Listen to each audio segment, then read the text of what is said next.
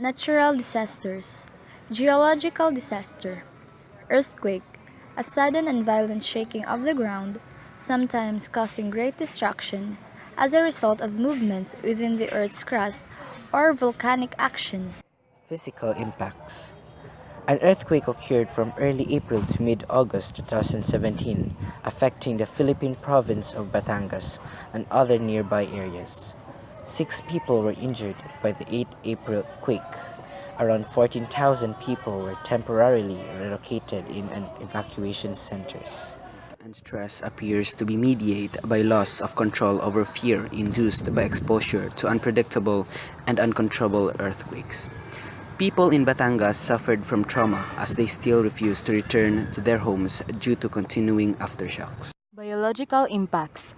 Earthquake might cause surface faulting, tectonic uplift and subsidence, tsunamis, soil liquefaction, and ground resonance, landslides, and ground failure. The ground may liquefy or turn into quicksand even in areas beyond the 10-kilometer wide near fault zones. Economic impact.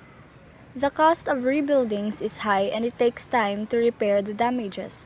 Income could be lost. Looting may take place.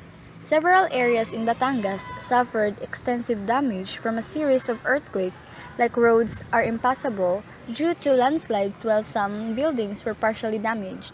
Also, Basilica of Immaculate Conception Parish contains major damage. Socio-cultural impacts. Transport and communication links may be disrupted. Water pipes may burst and water supplies may be contaminated. People are more aware of the surroundings and might panic even in just a slight shaking of the ground. Biological disaster. Food poisoning. It is an illness caused by eating contaminated food. Bohol province fell ill of food poisoning which was believed to have been caused by food brought by the school. Physical impacts. The patients are all grade 11 students of San Roque National High School in East Poblacion, complained of dizziness, stomach pain, and headache, and showed symptoms of diarrhea. Psychological impacts. Students at Tagbilaran City were traumatized due to the incident, and according to them, they will no longer eat that kind of food again.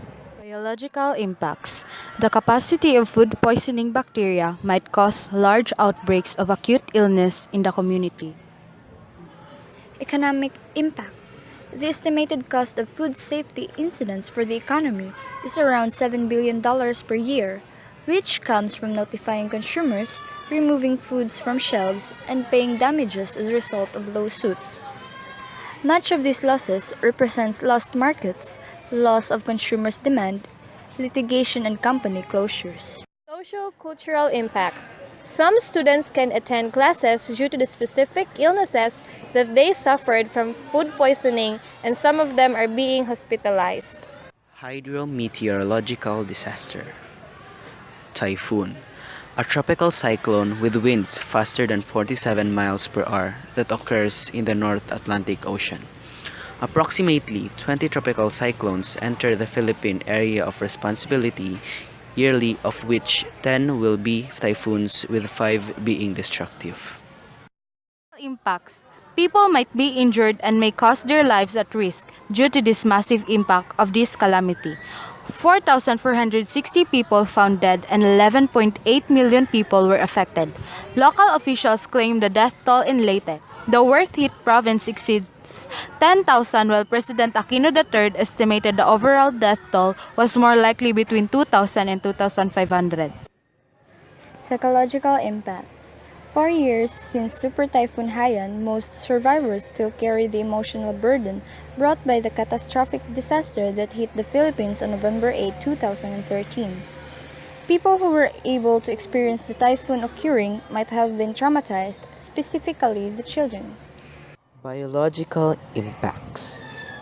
Typhoon can also affect the natural environment and cause harm to trees and other vegetation, including crops that communities may rely on for sustenance or trade or both. A study from 2013 found that 320 million trees uprooted by Typhoon Haiyan. Economic impacts. A typhoon that a country would expect to see once every few years can slow down an economy on par with a tax increase equal to 1% of GDP, a currency crisis, or a political crisis. Since the typhoon made landfall on Friday, the Philippine domestic currency, the peso, has weakened by 0.3% against the dollar to trade at around 43.405.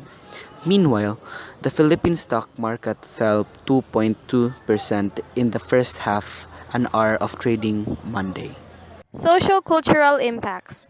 The Philippines faced a humanitarian crisis days after the typhoon hit much of the Visayas, with 1.9 million homeless and more than 6 million displaced. Casualties were reported as a result of the lack of aid in affected areas. The social trauma inflicted on the people usually has a short-term inhibiting effect on the community's drive. Hence, a little time can elapse before there is any concerted move before normalization can take place. Thanks for watching!